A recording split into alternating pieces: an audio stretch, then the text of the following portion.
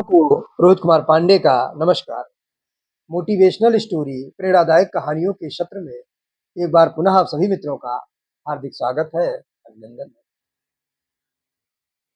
मित्रों, आज की जो कहानी है वह भी विक्रम बेताल की कहानियों पर आधारित है। यह कहानी बड़ी प्रेरणादायक है और हमें बहुत कुछ सिखाती है। मित्रों, प्रेम में बहुत बड़ी ताकत होती है। जयशंकर प्रसाद जी ने लिखा है, पड़ जाता है चस्का जब मोहक प्रेम सुधा रस पीने का, पड़ जाता है चस्का जब मोहक प्रेम सुधा रस पीने का, तो सारा स्वाद बदल जाता है दुनिया में जीने का। प्रेम और ममता एक ऐसी चीज है जो बड़े से बड़े व्यक्तियों को भी पिघला दे। अगर हमारा पड़ोसी कोई शत्रु हो और उसे हम प्रेम से बात कर लेना, तो हमारे प्रेम में पागल हो जाएगा और वह हमारा हित कभी नहीं करेगा। इसलिए प्रेम और समर्पण, ममता को बनाए रखना जरूरी है। तो आज की जो कहानी है इसी प्रेम पर आधारित है, इसी ममता पर आधारित है। यह कहानी हमें बहुत कुछ सिखाती है। रियासत था एक रियासत था नरसिंहपुर।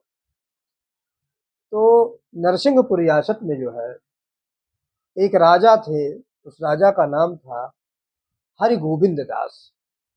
बड़े ही उदार सचरित्र राजा थे। हमेशा प्रजा के सुख दुख का वो बहुत ख्याल रखते थे। प्रजा को कोई कष्ट नहीं पहुंचने देते थे।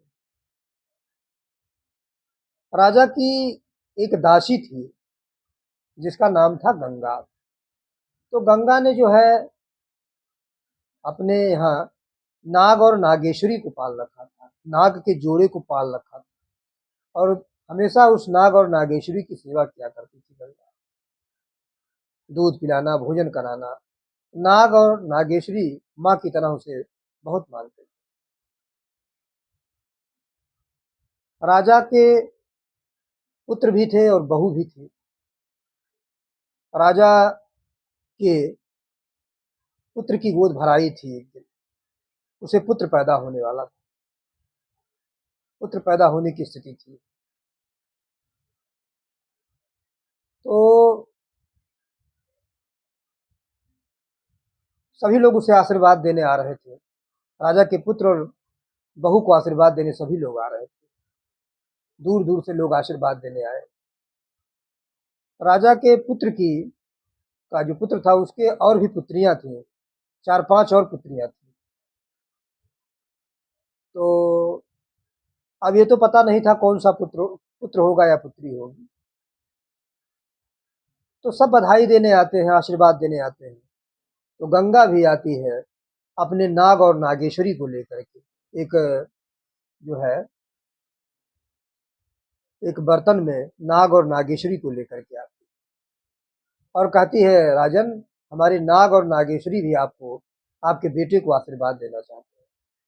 तो नाग जो है राजा के पुत्र को एक फूल देता है आशीर्वाद के रूप में। तो राजा कहते हैं, हे नाग देवता, हमारी इस बहू को भी आशीर्वाद दीजिए। तो नाग देव और कहते हैं कि मेरी बहू को एक अच्छा पुत्र हो, ऐसा आशीर्वाद दीजिए।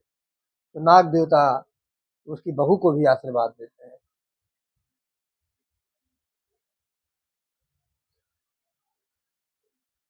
अब इधर की कहानी देखिए। एक दिन की बात है कि राजा का पुत्र जो युवराज था वह जंगल में शिकार खेलने के लिए निकला, तीर धनुष लेकर के।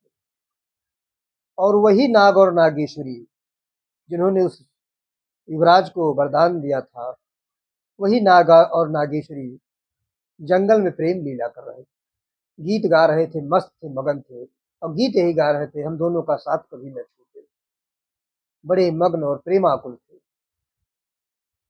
उसी समय जो है, अब राजा युवराज का शौक होता है शिकार खेलना। तो उसी समय युवराज को जो है एक हिरन दिखाई पड़ा। युवराज उस हिरन को पकड़ने के लिए दौड़े, बहुत परेशान हुए, लेकिन वो हिरन काबू में नहीं आ रहा। तो हिरन बड़ा चालबाज था, जल्दी पकड़ में आता ही नहीं था। हिरन को पकड़ने के लिए उन्होंने धनुष से बाण चलाया और वह बाण जो है नागेश्वरी के पति नाग को लग गया। नागेश्वरी के पति नाग को लग गया और उसी समय वह नाग मृत्यु को प्राप्त हो गया।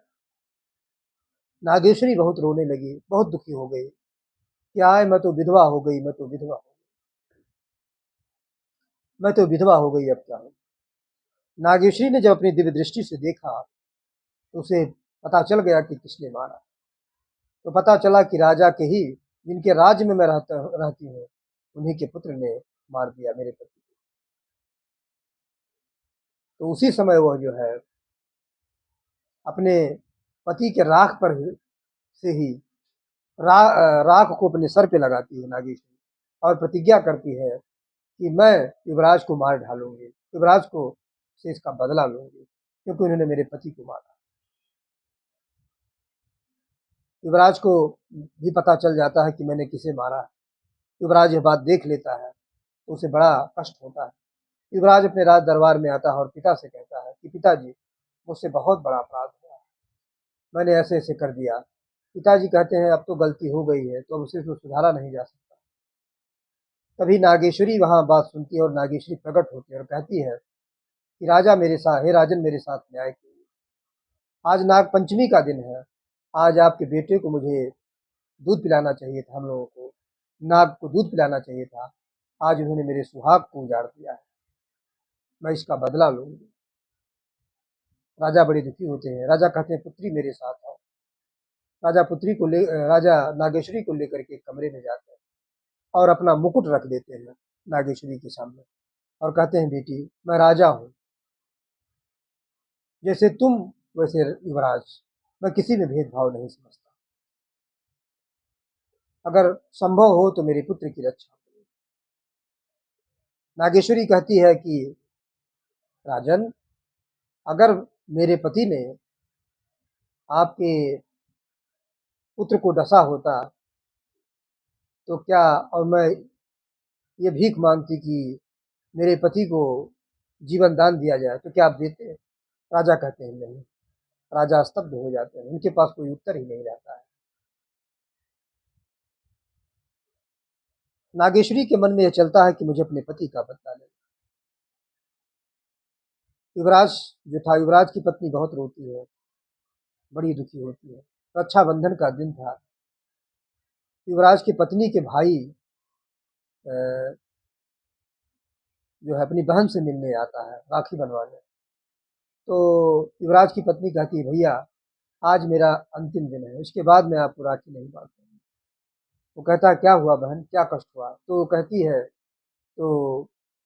वो कहती है कि तुम्हारे जीजा जी ने एक नाग को मार दिया है और वह उसकी पत्नी नागिन बदला लेना चाहती है, तो मेरा सब सुहाग ही नहीं रहेगा, तो मैं जी कर क्या करूँगी। तो बड़ा दुखी होता है। तभी युवराज आता है और अपने साले को देखकर बड़ा प्रसन्न होता है।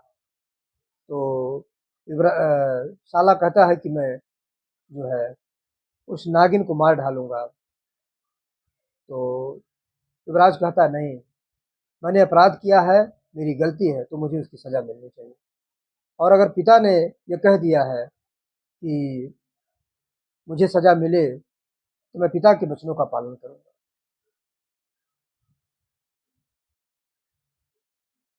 ऐसा कह करके दोनों लोग चले जाते हैं।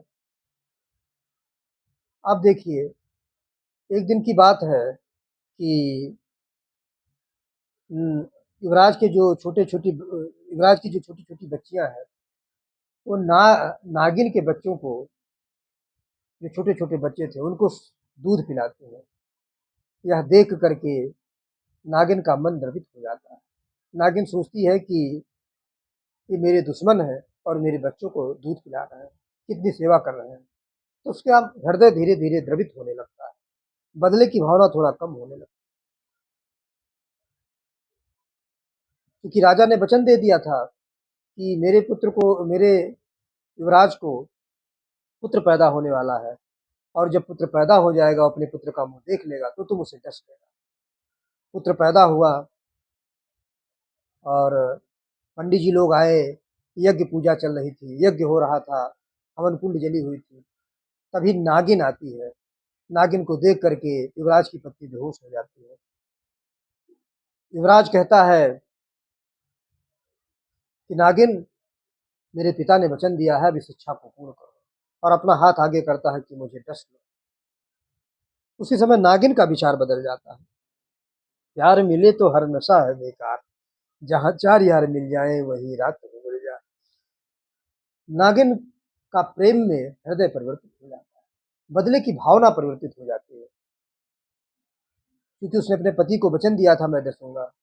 अब वो धर्म संकट में थी कि मैं क्या करूं, तो उसने युवराज को नहीं डसा, बल्कि स्वयं अपने को अग्नि में समर्पित कर दिया, और इसलिए अपने को अब अग्नि में जला दिया कि जब मैं नहीं रहूंगी तो मुझे अपने वचनों का पालन नहीं करना। तो उसने बहुत बड़ा त्याग किया कि उसने अपने जीवन को ही समाप्त कर दिया उस समय।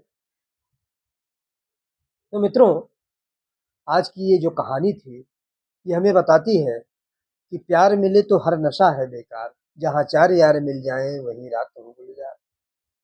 मतलब प्यार में एक ऐसी ताकत है, प्रेम में ऐसी ताकत है जो बदले की भावना को भी कम कर देती है।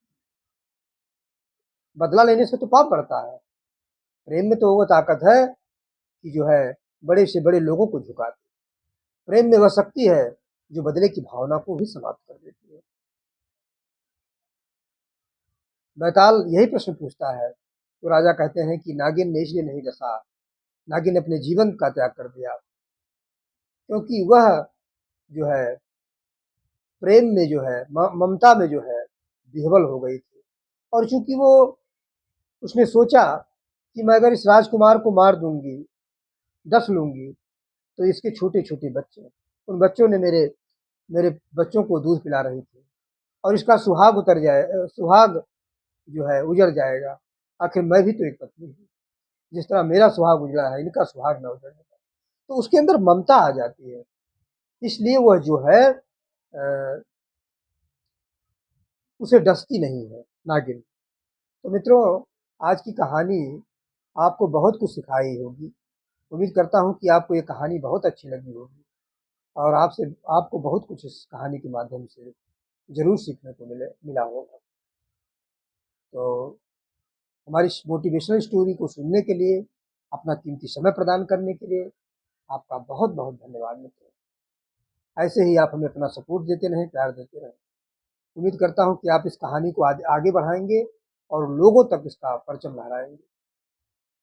हालांकि चूंकि ये ज्ञानात्मक है, मोटिवेशनल है, तो इसको लोग कम पसंद करेंगे, क्योंकि ये मोटिवेशनल है इसलिए कम पसंद करना चाहेंगे। लेकिन फिर भी मैंने बनाने का प्रयास किया है। उम्मीद करता हूँ कि आप इससे बहुत कुछ सीखेंगे। जय श्री कृष्णा।